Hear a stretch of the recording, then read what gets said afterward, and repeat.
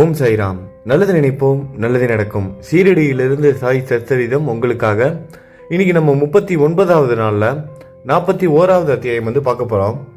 முந்தைய அத்தியாயத்தில் குறிக்கப்பட்டுள்ளது போல் அந்த சித்திரத்தின் கதையை இங்கே தொடர்கிறோம். அது நிகழ்ந்து 9 ஆண்டுகளுக்கு பின் அலி முகமது ஹேமந்த் பந்தை பார்த்து கீழ்வரும் கதையை கூறினார். பம்பாய் வீதிகளில் ஒரு முறை அவர் சுற்றி கொண்டிருந்த போது இந்த படத்தை ஒரு தெரு வியாபாரியிடமிருந்து வாங்கினார். பின்னர் அதை கண்ணாடி சட்டம் போட்டு பாந்த்ராவில் உள்ள தம் வீட்டில் தொங்கவிட்டார். அவர் பாபாவை விரும்பினாராகையால் அப்படத்தை தினந்தோறும் தரிசித்து வந்தார். ஹேமந்த் பந்துக்கு அதை கொடுப்பதற்கு 3 மாதங்களுக்கு முன்பு காலிலுள்ள கட்டி வீக்கத்திற்காக அவருக்கு ஒரு அறுவை சிகிச்சை செய்யப்பட வேண்டியிருந்தது. பம்பாயில் அவரது மைத்துனரான நூர் முகமது பீர்பாயின் வீட்டில் அவர் தங்கியிருந்தார். பாந்த்ராவில் உள்ள அவரது வீடு 3 மாத காலமாக சாத்தப்பட்டு இருந்தது. ஒருவரும் அங்கு வசிக்கவில்லை. புகழ்பெற்ற பாபா அப்துல் ரஹ்மான், மௌலானா சாஹிப், முகமது ஹுசேன், பாபா சாயி, பாபா தாஜுதீன் மற்றும் பல உயிருடன் இருந்த ஞானிகளின் படங்களும் அங்கு இருந்தன. காலச்சக்கரம் இவர்களையும் விட்டு வைக்கவில்லை. பம்பாயில் அலி சுகவீனமுற்று கஷ்டப்பட்டு கொண்டு இருந்தார். படங்கள் எல்லாம் ஏன் அங்கு பாந்த்ராவில் கஷ்டப்பட வேண்டும்? அவைகளுக்கும் உள்ளே வருதலும் வெளியே போதலும் பிறப்பும் இறப்பும் உண்டு என தெரிகிறது. எல்லா படங்களும் தங்கள் விதியை சந்தித்தன. ஆனால் சாய்பாபாவின் படம் எங்கனம் அதற்கு தப்பியது என்பதை ஒருவரும் எனக்கு இதுவரை விளக்கியதே இல்லை. சாயியின் எங்கும் நிறை தன்மையும் சர்வ வியாபித்துவத்தையும் அறிவு கெட்டாத அவரின் சக்தியையும் அது காண்பிக்கிறது. இதுக்கு நடுவில் ஒரு விஷயத்தை நம்ம சொல்லிக்கிறேன். அதாவது நம்மக்கிட்ட ஏதாவது ஆரம்ப காலகட்டத்திலையோ இல்லை இப்பயோ இல்லை இதுக்கப்புறமோ பார்த்திங்கன்னா நம்மளை தேடி ஏதாவது ஒரு சாய் படம் வந்துக்கிட்டே இருக்கும். யார் மூலமாவது வரும், யாராவது கொடுப்பாங்க. கோவிலில் நின்றுட்டு இருப்போம், திடீர்னு ஒருத்தவங்க கொடுப்பாங்க. நம்ம விலை கொடுத்து வாங்குறது கிடையாது, தேடி வரும். நம்மளை தெரிஞ்சவங்க கொடுக்கலாம், தெரியாதவங்க கொடுக்கலாம். இந்த மாதிரி எப்படி வேணாலும் ஒரு படம் வரும். இதுக்கு முன்னாடிலாம் வந்திருக்கோம் உங்களுக்கு. அதுக்கு எல்லாத்துக்குமே ஒரு காரணம் இருக்குது. அலி முகமது பல வருடங்களுக்கு முன் முகமது ஹுசேன் தாரியா டோபானியிடமிருந்து ஞானி பாபா அப்துல் ரஹ்மானின் சிறிய படம் ஒன்றை பெற்றார். அதை அவர் தன் மைத்துனரான நூர் முகமது பீர்பாயிடம் கொடுத்தார். அப்படம் அவரது மேஜையில் 8 வருடங்கள் இருந்தது.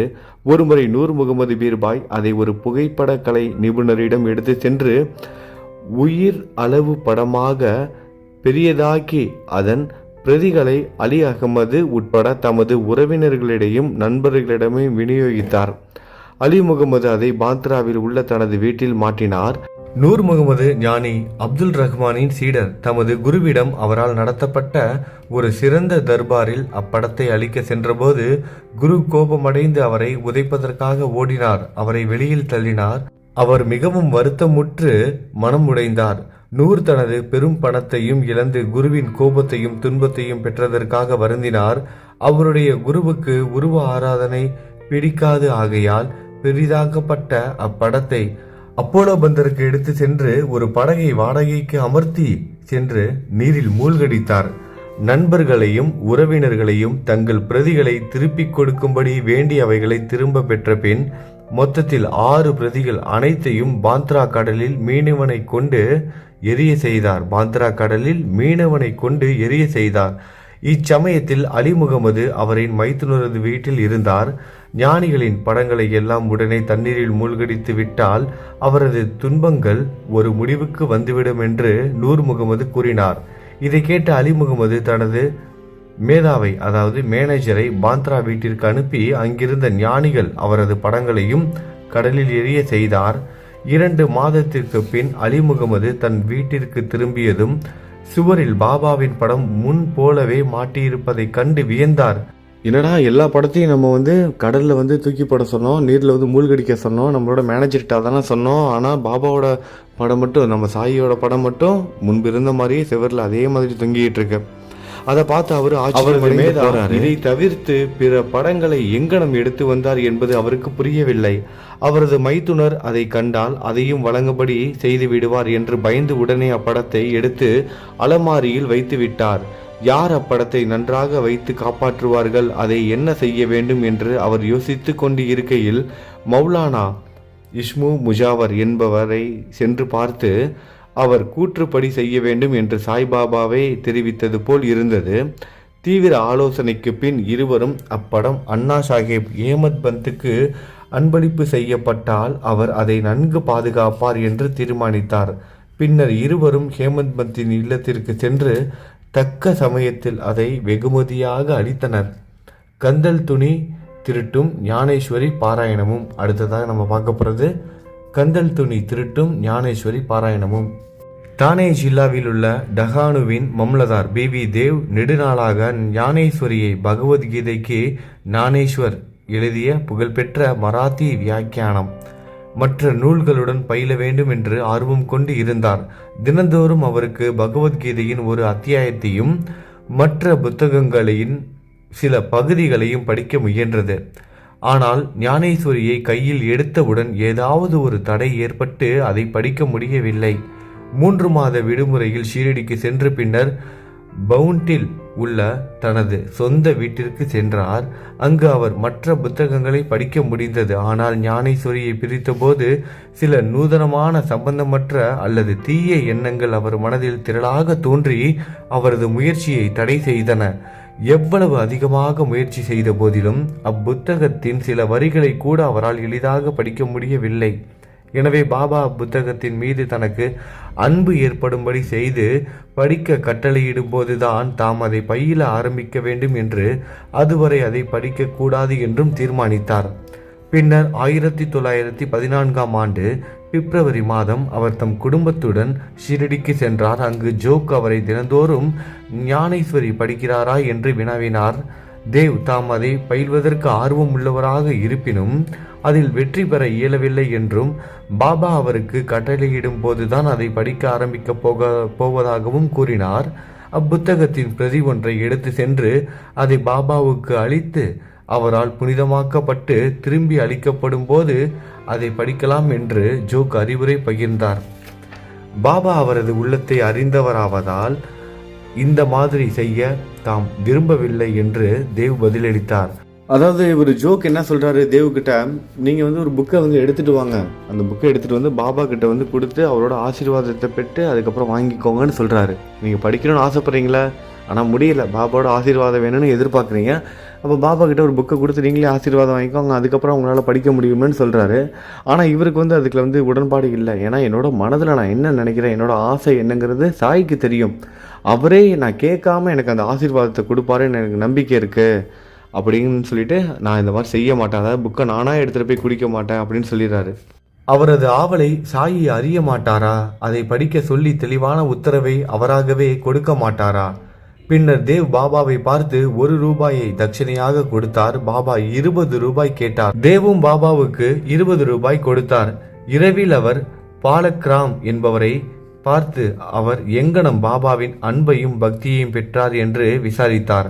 பாலக்ராம் தாம் எல்லாவற்றையும் அடுத்த நாள் ஆரத்திக்கு பின் தெரிவிப்பதாக கூறினார். தேவ் அடுத்த நாள் தரிசனத்திற்காக சென்றபோது பாபா அவரை 20 ரூபாய் கேட்டார். அவர் அதை விருப்பத்தோடு கொடுத்தார்.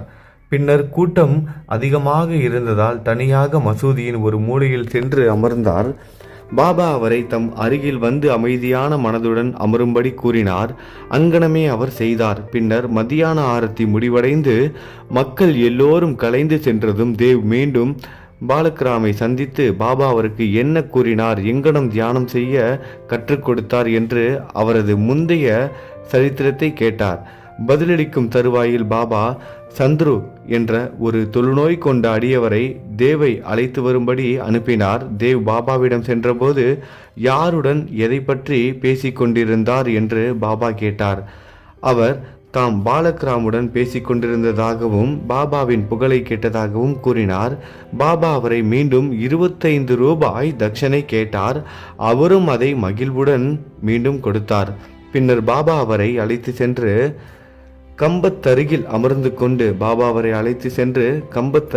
அமர்ந்து கொண்டு என்னுடைய கந்தல் ஆடைகளை எனக்கு தெரியாமல் நீ திருடினாய் என்று குற்றம் சாட்டினார். தேவ் கந்தல் ஆடைகளை பற்றி தனக்கு ஏதும் தெரியாது என்று மறுத்தார். ஆனால் பாபா அவரை தேட சொன்னார். தேடிய அவரால் ஒன்றையும் காண முடியவில்லை. பாபா கோபமடைந்து இங்கு வேறு ஒருவரும் இல்லை, நீயேதான் திருடன். தலை நிறைத்து கிழவனாகியும் நீ இங்கு திருடுவதற்காக வந்திருக்கிறாய் என்றார். இதன்பின் பாபா பொறுமை இழந்து கடுமையாக கோபமுற்று பலவிதமாக திட்டவும் குற்றம் சாட்டவும் ஆரம்பித்தார். தேவ் எல்லாவற்றையும் அமைதியாக கவனித்து கொண்டு தனக்கு அடியும் கூட கிடைக்கும் என்று எதிர்பார்த்தார். சுமார் 1 மணி நேரத்திற்கு பின் பாபா அவரை வாதாவுக்கு போக சொன்னார். அவர் வாதாவுக்கு திரும்பி வந்து பாலக்ராமிடம் ஜோகிடமும் நடந்தவை அனைத்தையும் கூறினார். பின்னர் மாலையில் பாபா தேவையும் மற்ற எல்லோரையும் கூப்பிட்டு அனுப்பினார். தமது வார்த்தைகள் கிழவரை துன்புறுத்தி இருக்கலாம் என்றும், ஆயினும் அவர் திருடி இருப்பதால் தம்மால் வெளியே சொல்லாமல் இருக்க முடியவில்லை என்றும் கூறினார். பின்னர் பாபா மீண்டும் 12 ரூபாய் அவரிடம் கேட்டார். தேவ் அதை சேகரித்து கொடுத்து அவர் முன் சாஷ்டாங்கமாக பணிந்தார். பாபா கூறினார், போதியை அதாவது ஞானேஸ்வரி தினமும் படித்து கொண்டு இரு. வாதாவில் போய் அமர்ந்து தினந்தோறும் ஒழுங்காக கொஞ்சமாவது படி. அவ்வாறு படிக்கையில் நீ படித்த பகுதியை அனைவருக்கும் அன்புடனும் பக்தியுடனும் விளக்கி சொல். நான் இங்கு உனக்கு தங்கச் சரிகை போட்ட விலை மதிப்பு மிக்க சால்வை அளிப்பதற்கு காத்து கொண்டு இருக்கிறேன். அப்படி இருக்கையில் மற்றவர்களிடம் நீ ஏன் கந்தலை திருடுகிறாய், ஏன் திருட்டு பழக்கத்தை ஏற்படுத்தி கொள்கிறாய்? பாபாவின் மொழிகளை கேட்டு தேவ் மிகவும் மகிழ்ச்சி அடைந்தார். ஏனெனில் அவர் போதியை படிக்க சொல்லிவிட்டார். தாம் விரும்பியதை பெற்றுவிட்டதாக அவர் நினைத்தார். இனி அந்நூலை எளிதில் படிக்கலாம் என்ற நம்பிக்கை கொண்டார். மீண்டும் அவர் சாஷ்டாங்கமாக விழுந்து வணங்கி தாம் பாபாவிடம் சரணாகதி அடைந்திருப்பதாக கூறி தம்மை ஒரு குழந்தையை போல் பாவிக்குமாறு தனது பாராயணத்தின் போதும் உதவி செய்யுமாறும் வேண்டிக் கொண்டார். கந்தலை திருடுவது என்று பாபா கூறியதன் பொருளை அவர் அப்போது உணர்ந்தார். பாலக்ராமிடம் பாபாவை பற்றி அவர் கேட்டது எல்லாம் கந்தல் என்று பொருள் கொள்ளப்பட்டது. இந்நடத்தை பாபாவுக்கு பிடிக்கவில்லை. இக்கேள்விக்கும் பாபா தாமே விடையளிக்க தயாராக இருக்கும்போது மற்றவர்களை கேட்பதையும் அனாவசியமாக பிறரிடம் விசாரிப்பதையும் அவர் விரும்பவே இல்லை. உங்களுக்கு புரிஞ்சிருக்குன்னு நினைக்கிறேன். பாபா இவருக்கு பட்டு துணியை தங்க ஜருகியால் தரித்த ஒரு சால்வையே கொடுக்கலான்னு இருந்தார். ஆனால் இவர் கந்தல் துணியை விருப்பப்பட்டிருக்காரு. அதாவது நம்ம பாபா பற்றி தெரிஞ்சுக்கணும், புரிஞ்சுக்கணும், அவரோட அற்புதத்தை கதைகளை கேட்கறது அது இதுன்னு சொல்லி நம்ம வெளியே போய் கேட்டு தெரிஞ்சுக்கிறது முற்படுறோம். அது எல்லாத்த விட தவறுன்னு கூட சொல்ல முடியாது. ஆனால் அதை விட பாபா கிட்ட நேரடியாக நம்ம உணர்றதுக்கு முயற்சி பண்ணணும். உங்களுக்கு புரியும் நினைக்கிறேன் நான் என்ன சொல்ல வரேன்னு. நம்ம கதை கேட்குறோம், மற்றவங்க வாழ்க்கையில் நடந்ததெல்லாம் கேட்டுட்டு இருக்கோம். ஆனால் நேரடியாக எனக்கு நடக்க மாட்டேங்குது இந்த மாதிரியான சிந்தனையெல்லாம் விட்டுட்டு நேரடியாக பாபாவோட அற்புதத்தையும் அதிசயத்தையும் நம்ம உணர ஆரம்பிக்கிறோம். அதாவது அவர்கிட்ட ஒன்றி போகணும், அவர் மேலே முழு நம்பிக்கை வைக்கணும், அவர்கிட்ட கேளுங்க, அவர் கொடுப்பாரு. அவர் கொடுக்கும்போது கிடைக்கிற அந்த ஒரு அனுபவம் விலை மதிக்க முடியாததாக இருக்கும். அதை தான் சாய் சொல்கிறாரு. தேவ்கிட்ட சாய் சொல்கிறாரு, என்னை பற்றி தெரிஞ்சுக்கணும்னா நீ என்கிட்டயே கேளாமே. எக்கேள்விக்கும் பாபா தாமே விடையளிக்க தயாராக இருக்கும்போது, எந்த ஒரு கேள்விக்கும் பாபா தாமே விடையளிக்க தயாராக இருக்கும்போது மற்றவர்களை கேட்பதையும் அனாவசியமாக பிறரிடம் விசாரிப்பதையும் அவர் விரும்பவில்லை. எனவே பாபா அவரை திட்டி தண்டனைக்குள்ளாக்கினார். உண்மையில் பாபா அவரை துன்புறுத்தவோ திட்டவோ இல்லை என்றும், பாபா தமது ஆசைகளை பூர்த்தி செய்ய ஆவலாய் இருக்கும்போது வீணாக மற்றவர்களை கேட்டு தெரிவது பயனில்லை. பாபா நேரடியாக உங்களுக்கு உதவி செய்ய தயாராக இருக்கும்போது நீங்கள் மற்றவங்ககிட்ட ஏன் போகணும்? அதை தான் நான் அடிக்கடி சொல்லிக்கிட்டே இருப்பேன். இறைவனுக்கும் நமக்கும் உண்டான உறவு தனிப்பட்ட உறவாக இருக்கணும். இடையில யாரையும் மீடியேட்டர் வைக்கக்கூடாது. சரிங்களா? நீங்கள் சொல்லுங்கள், நீங்கள் சொன்னால் சாய் கேட்பாங்க அப்படின்னு சொல்லவே கூடாது யாருக்கிட்டையும். பாபா நீங்கள் சொன்னாலும் கேட்பாரு, நான் சொன்னாலும் கேட்பாரு, கேட்டுட்டு பதிலும் கொடுப்பாரு. தேவ் இந்த திட்டல்களை எல்லாம் புஷ்பங்களாகவும் ஆசீர்வாதமாகவும் கருதி திருப்தியுடனும் மன நிறைவுடனும் வீட்டுக்கு சென்றார். இவ்விஷயம் இத்துடன் முடிந்துவிடவில்லை. பாபா படிப்பதற்கு உத்தரவு செய்ததோடு மட்டும் நின்றுவிடவில்லை. அந்த வருடத்திற்குள் அவர் தேவிடம் சென்று அவரின் முன்னேற்றத்தை பற்றி வினவினார். 1914ஆம் ஆண்டு ஏப்ரல் 2ஆம் தேதி வியாழக்கிழமை காலை பாபா அவருக்கு தெய்வீக காட்சி ஒன்றை அளித்தார். மேல் திண்ணையில் அமர்ந்து கொண்டு தேவ் போதியை புரிந்து கொண்டாரா என்று கேட்டார். தேவ் இல்லை என்று பதில் சொன்னார்.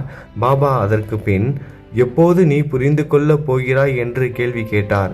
தேவ் அவர்கள் அப்பொழுது, அழுகை பொங்க நீங்கள் உங்கள் அருளை பொழிந்தாலே அன்றி பாராயணம் ஒரு தொந்தரவாகவும் புரிந்து கொள்ளுதல் கஷ்டமாகவும் இருப்பது நிச்சயம்.